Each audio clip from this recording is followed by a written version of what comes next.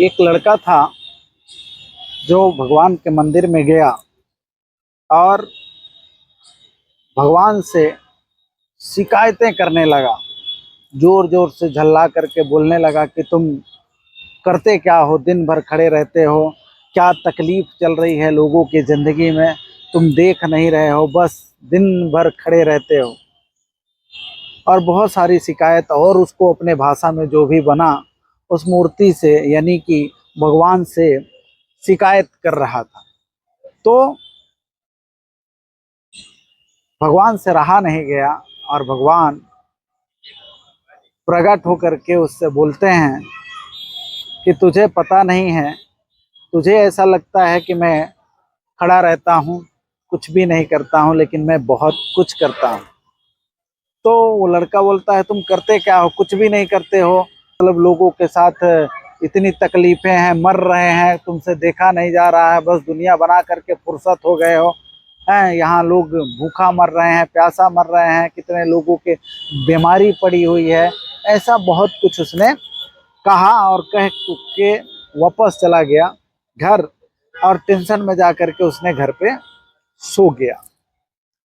अब जब वो घर पे सो गया तो उसको सोने के बाद सपना आया, सोते हुए सपना आया, और वो सपने में देख रहा है कि वो जंगल में पहुंच चुका है, नो में, और देख रहा है घनघोर जंगल में जा पहुंचा। और जंगल में वो क्या देखता है कि एक जो गीदड़ होता है जिसको हम लोमड़ी बोलते हैं, वो अपाहिज था, उसके दोनों टांग टूटे हुए थे और वो जमीन पे खिसक रहा था, बड़ी तकलीफ में था। तो भगवान से दुआ कर रहा था कि हे प्रभु, आज मैं 3 दिन से भूखा हूँ, कुछ खाया नहीं हूँ, कुछ खाने का दे दो। जैसे ये प्रेयर करता है वो गीदड़, तो भगवान उसकी सुनता है। सामने उसके कुछ मिरेकल होता है कि उससे गीदड़ के सामने से शेर आता है, और शेर जस्ट वहीं एक शिकार करता है और अपना पेट भरता है।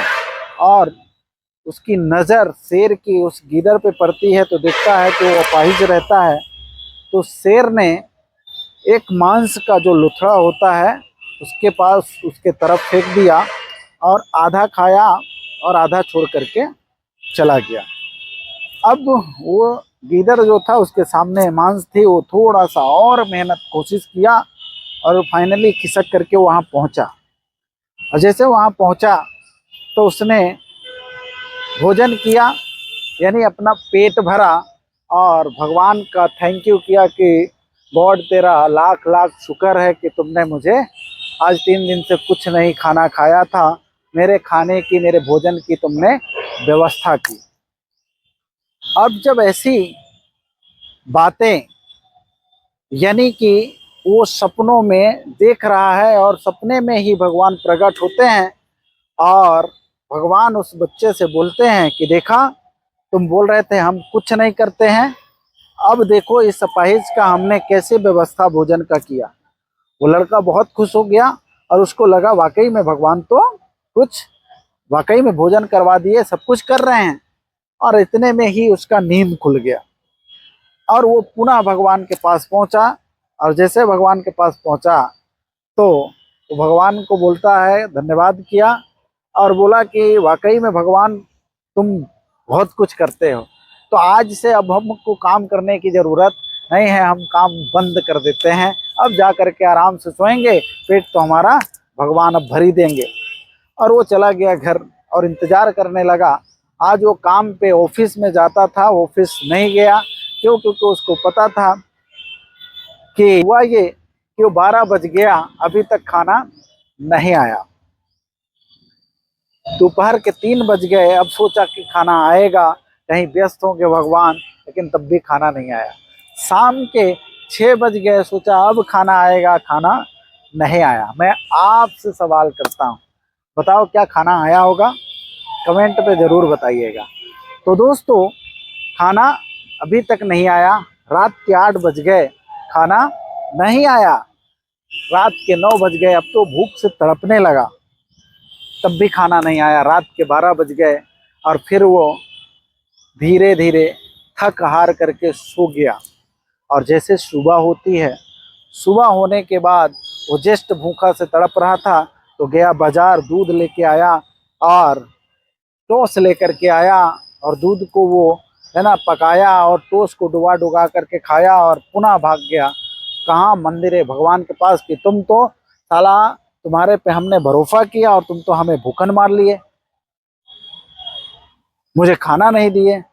तो भगवान पुनः प्रकट होते हैं और मूर्ति से आवाज आती है कि देख बेटा, मैं सबकी व्यवस्था करता हूँ, सबको देखता हूँ, तुम खुद मुझे नहीं देख पा रहे हो।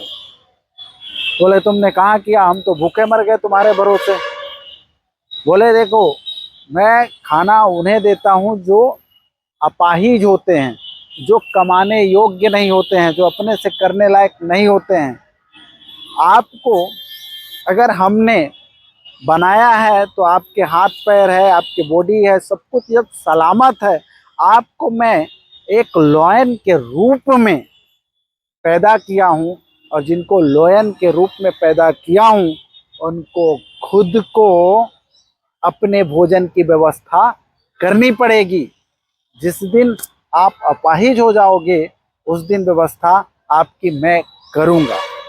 यानी कि दोस्तों, इस स्टोरी से हम क्या सीख सकते हैं? आप खुद देखिए कि जब हमारे ही घर में, हमारे ही परिवार के कोई व्यक्ति बीमार होते हैं तो उनके सेवा करने वाले सभी लोग इकट्ठा हो जाते हैं हॉस्पिटल ले जाने के लिए, उनका खाना के लिए। लेकिन जब तक हम सही सलामत हैं तब तक ना तो रिश्तेदार आते हैं ना परिवार देते हैं। क्यों?